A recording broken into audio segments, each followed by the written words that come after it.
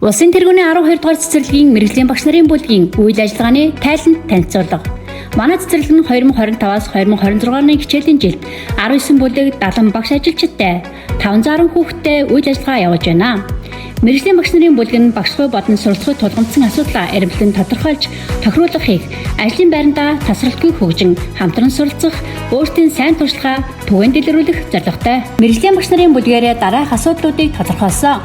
Үүнд суралцахын үр дүнд тохирсон тоглоомын сан бүрдүүлэх, сургалтын хэрэглэх түүний тохируулах хийх, бүлгүүдийн сургалтын төвүүдэд баяжилт хийх, хэрэглэх түүний хүртээмжийг нэмэгдүүлэх, цахим сургалтын сан бүрдүүлэх гэсэн асуудлуудыг гаргасан.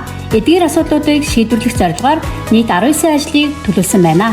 Мэргэжлийн багш нарын бүлгээрээ чанга уншлага арга зүйг сургалтанд туршин хэрэгжүүлэхдээ AI технологи, цэцэрлэгийн мини кино театр, хуран хүүхэлдэд, ширээний болон хормогчин театр, сонсдог ном зэргийг хэрэглэхээс гадна бяцхан эндэр пазл хэрэглэх түн, жүжигчилсан тоглолтын хувцас хэрэглэх түнээр баяжилтгийн хүүхдийн хөгжлийг дэмжин ажиллаж байна. Бүлгийн номын санг, үлгэр өгүүлэг, ан амьтдын тухай ном, тань мэдхүй зурагт болон буддаг ном, дасгал даалгавар, онцгой таавар гэх мэт төрлөөр нь ангилж каталогжуулахад буддаг ном нийт номын 60% эзэл байсан тул иймд эцэгчүүдэд ном сонгоход нь зөвлөгөө дэмжлэг үзүүлсэн байна. Багш нар бүлгийн номын сангаас сар бүр үзэх үлгэр зохиолыг урьдчилан төлөвлөснөөр сургалтын хэрэглэх түн үйл ажиллагааны бэлтгэл сайжирч байна. Мөн эцэгчүүдэд урьдчилан төлөвийг танилцуулснаар тэдний дэмжлэг тусалцаа нэмэгдэж, үйл ажиллагаа зохион байгуулах орчинд эртнээс бэлтгэх боломжууд бий болж байна. Мөн суралцахын үр дүнд тохирсон тоглоомын аргачлалуудыг боловсруулан ажиллаж байна. Үүнд 16 суралцахын үр дүнд дэмжсэн 8 сургах тоглоом, 12 суралцахын үр дүнд дэмжсэн танин мэдхүйн 6 тоглоом аргачлалуудыг боловсруулахын зэрэгцээ хүүхэд өөрөө 6 аргачлал харж тоглох хөдөлгөөн тоглоомуудын аргачлалыг боловсруулан хэрэглэх түүнээр дэмжин ажиллаж байна. Багшийн гүйцэтгэлийн үнэлгээ 2024-оос 25 оны хичээлийн жилийн үр дүнгийн үнэлгээ, сургууль бэлтгэгдсэн байдлын үнэлгээ, шинэ бүлгүүдийн гарааны үнэлгээнд анализ дүгнэлт хийж даалгавруудад харьцуулт хийсэн. Үүнд сургууль бэлтгэгдсэн байдлын үнэлгээний даалгаврын 80% нь асуулт хариулт буюу ярь чадрыг дэмжсэн даалгавар байсан. Харин багш нар үр дүн гарааны үнэлгээг гаргахдаа яриулах чадрыг дэмжсэн даалгавар бага бийдан хийж гүйцэтгэх даалгавруудыг төлөвлөж өгсөн.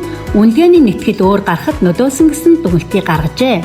Үнэлгээний анализ дүгнэлтэд үндэслэн хүүхэд бүрийг өөртөө итгэлтэй дэлгэрэнгүй үйлбэрээр ярихад сургах удирдамжтай зохион байгуулалттай ажлуудыг төлөвлөн ажиллаж байна. Үүнд цаг агарын хөтлөгч, үлгэрч хүүхэд, бяцхан инженер, гайхамшигт жижигхэн хүмүүс, кинон дуу оруулах, телевизийн хөтлөгч зэрэг үйл ажиллагааг зохион байгуулж байна. Ийм төлөвлөгөөтэй ажлуудад эцэгчүүдийн оролцоо нэмэгдэж, багшийн бэлтгэл ажил сайжирч байгаа нь ажиглагдсан. Эдгээр төлөвлөгөөтэй ажлуудыг зохион байгуулж, багш бүр өөрийн цахим хаяг, олон нийтийн YouTube хаяг, цэцэрлэгийн Facebook хаягт байршуулан өөрийн сайн туршлагаа түгээн дэлгэрүүлж байна. Багшлахуй ба суралцахуйд тулгамдж буй асуудлаа шийдвэрлэх, шинэлэг арга зүйг туршин хэрэгжүүлэх, түгээн дэлгэрүүлэх зорилгоор ур чадвар 2025 уралдааныг 4 үе шаттай зохион байгууллаа. Мэргэжлийн багш нарын бүлгээрээ тодорхойлсон асуудлуудыг шийдвэрлэж, суралцахын үр дүнд суурилсан цахим дасгал даалгаврын санг 60-аар нэмэгдүүлсэн. Энэхүү дасгал даалгавар нь суралцахын үр дүнгуудын уялдааг шингээсэн, харьцан яриаг AI технологи ашиглан гаргасан шинэ үеийн хүүхдүүдэд илүү сонирхолтой байна.